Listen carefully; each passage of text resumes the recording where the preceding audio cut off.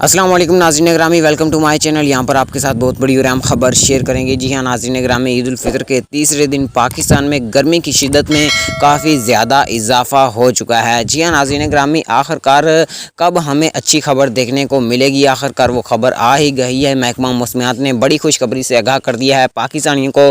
पाकिस्तान में बारिशों का सिलसिला कब से शुरू होगा, आइए आपको बताते हैं। मुकम्मल तफसीलात से आपको आगाह करते हैं।